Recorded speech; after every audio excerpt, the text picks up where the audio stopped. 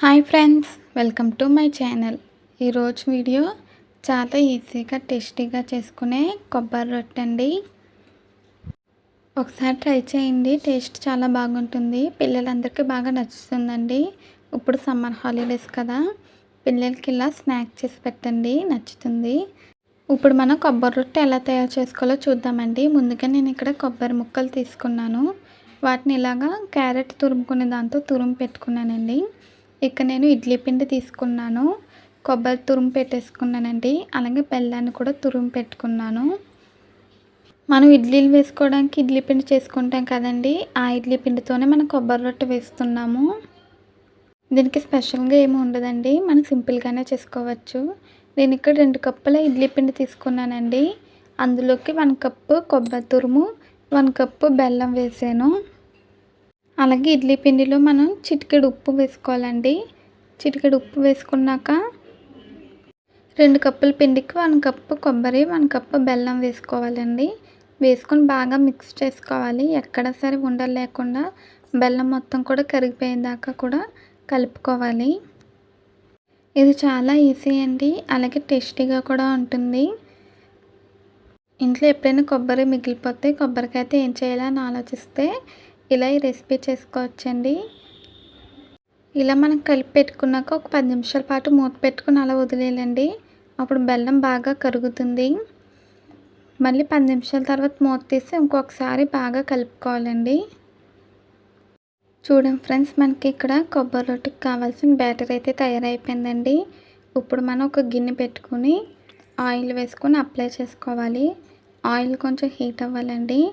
మనం కొంచెం తిక్కుగా ఉన్న గిన్నె పెట్టుకుంటే కొబ్బరి రొట్టె బాగా కాలుతుంది. కొంచెం దళసరిగా ఉన్న గిన్నె పెట్టుకోవాలండి. తర్వాత కొబ్బరి రొట్టెకి ఆయిల్ కొంచెం ఎక్కువే పడుతుంది. ఆయిల్ వేసాక హీట్ అయ్యాక మనం తయారు చేసుకున్న ఇడ్లీ పిండి, కొబ్బరి, బెల్లం మిశ్రమం వేసుకోవాలండి. వేసుకొని ఇలా ఒక టీ గ్లాస్తో కొంచెం వాటర్ తీసుకోవాలండి. టీ గ్లాస్ నిండా వాటర్ తీసుకుని ఇలా మధ్యలో పెట్టుకొని ఉడికించుకోవాలి. ఆ వాటర్తో వచ్చే స్టీమ్ ద్వారా మనకి కొబ్బరి రొట్టె బాగా ఉడుకుతుందండి. అలాగే బాగా కాలుతుంది కూడా. మనం 15 నిమిషాల పాటు సిమ్లో పెట్టి ఉడికించుకోవాలి. మధ్యలో ఒకసారి మూత తీసి చెక్ చేసానండి. ఇలా కలర్ రావాలి మనకి. కలర్ వస్తే అది కాలిపోయినట్టండి. అలాగే బాగా ఉడికినట్టు కూడా. మనకి ఇంకొంచెం డార్క్ కలర్ రావాలండి. అందుకని నేను మళ్ళీ మూత పెట్టి ఉడికించాను. అంటే మొత్తం నాకు ఇక్కడ 15 నిమిషాలు టైం పట్టిందండి ఇది రెడీ అవ్వడానికి. ఇప్పుడు మూత తీసానండి 15 నిమిషాల తర్వాత. చూడండి ఫ్రెండ్స్, ఇంకొంచెం డార్క్గా కలర్ వచ్చింది. ఈ వాటర్ ద్వారా అది చాలా బాగా ఉడికిందండి. ఇప్పుడు నేనైతే టీ గ్లాస్ తీసాను. ఆ వాటర్ ద్వారానే ఇది స్టీమ్ ద్వారా బాగా ఉడికిందండి. ఇలా కలర్ రావాలి. ఇప్పుడైతే నేను స్టవ్ ఆఫ్ చేసానండి. ఇప్పుడు ఇది కొంచెం చల్లారాలి. చల్లారాక మనం ఇలా గరిటెతో లూజ్ చేసుకొని రొట్టెని తీసుకోవాలండి ప్యాన్లోంచి. అది వేడి మీద చేస్తే మనకి ముక్కలుగా అయిపోతుంది, బాగా రాదండి, పర్ఫెక్ట్గా రాదు. ఇది కొంచెం చల్లారాక లూజ్ చేసి ఇలా ఒక ప్లేట్ వేసి బౌల్లోంచి రొట్టెని తీసుకున్నానండి. చూడండి ఫ్రెండ్స్, చాలా పర్ఫెక్ట్గా వచ్చిందండి. నేను చెప్పిన టిప్స్తో మీరు ఈ కొబ్బరి రొట్టెని చాలా ఈజీగా టేస్టీగా చేసుకోవచ్చండి.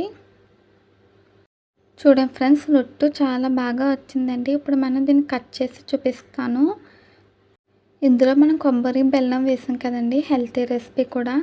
చూడండి ఫ్రెండ్స్, నేను కట్ చేస్తున్నాను. అచ్చు కేక్ పీసెస్లా వచ్చాయి, చాలా బాగా వచ్చిందండి. అలాగే లోపల వరకు కూడా పర్ఫెక్ట్గా ఉడికింది. ఇది మనం ఒక సైడ్ కాల్చుకుంటే సరిపోతుందండి, 2 సైడ్స్ అవసరం లేదు. అంతేనండి, చాలా సింపుల్గా టేస్టీగా ఈ టిప్స్తో మీరు ట్రై చేస్తే పర్ఫెక్ట్గా వస్తుంది. మనకి ఇక్కడ కొబ్బరి రొట్టె రెడీ అయిపోయిందండి. ఈ వీడియో నచ్చితే ప్లీజ్ లైక్ చేయండి, షేర్ చేయండి, సబ్స్క్రైబ్ చేయండి.